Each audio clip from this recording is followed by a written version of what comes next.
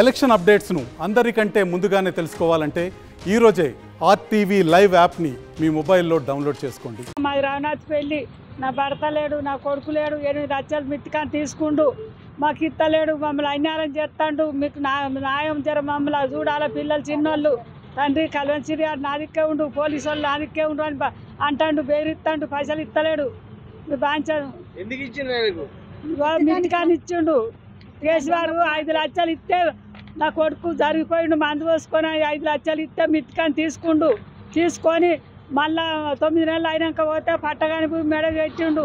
మళ్ళీ ఇంకా కొన్ని 2,80,000 ఇచ్చినాక చేతి పోయినాక 2 ఏళ్ళ కేసు తెగుతుంది అన్నాడు. ఇప్పుడు 3 ఏళ్ళు అవుతుంది, ఇస్తలేరు. పోలీసు వాళ్ళు నాదిక్కే ఉండ్రు, కలిసి నాదిక్కే ఉండని బెదిరిస్తాడు. సారు మీ బాంచాను,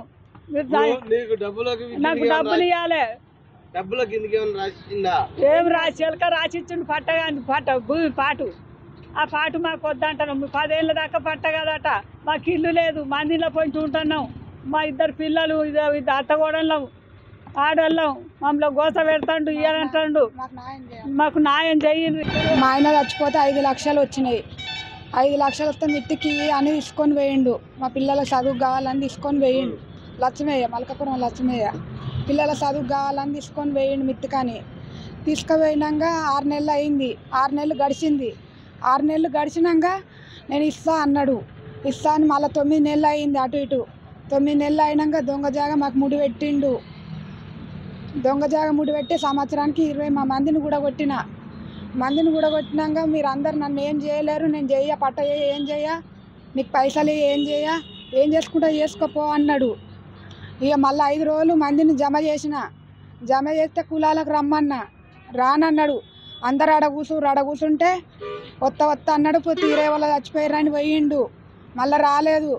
ఇక ఫోన్ చేసినా కానీ నేను వత్త అన్నాడు, రాలే. మళ్ళీ ఇంటికి పోయి అన్న మర్యాద వచ్చి మంచిగా రాసి మా పేపర్ మాకు ఈ ఊరికే నలుగుట్ల పడకు అని అన్నా కానీ నేను రాసి నువ్వేం చేసుకుంటా చేసుకోపో అన్నాడు.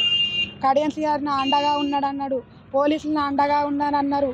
మాకు న్యాయం చేయాలి మీరు. మాది ఒడిచెర్ల, మా అవ్వగారు అన్నది పెళ్ళి. మా తమ్ముడు చచ్చిపోతే 5 లక్షలు వచ్చినాయి. 5 లక్షలు వస్తే మా మరదల్ని మొత్తం మోసం మాటలు మాట్లాడి, బోగర్ మాటలు మాట్లాడి 5 లక్షలు తీసుకుని 4 లక్షలన్నర తీసుకున్నాడు.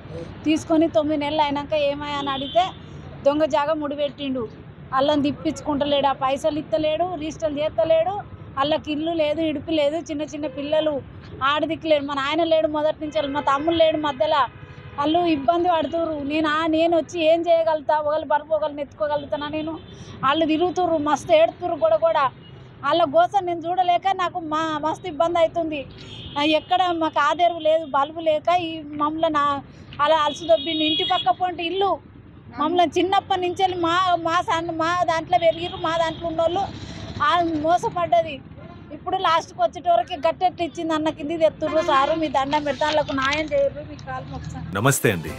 ఇది వ్యాపారం గురించి కాదు, ఓటు గురించి. ఎన్నికల్లో ఓటు వేయడం మన హక్కు మాత్రమే కాదు, కర్తవ్యం. ఎంతో మంది మహా నేతలు శ్రమించి ప్రాణత్యాగం చేసి ఈ అవకాశాన్ని మనకిప్పించారు. అందరూ ఓటు వేద్దాం. ఎందుకంటే ఓటు హక్కు ఊరికే రాదు. నా ఓటు ఎవరికో తెలుసా? అది సీక్రెట్ అండి.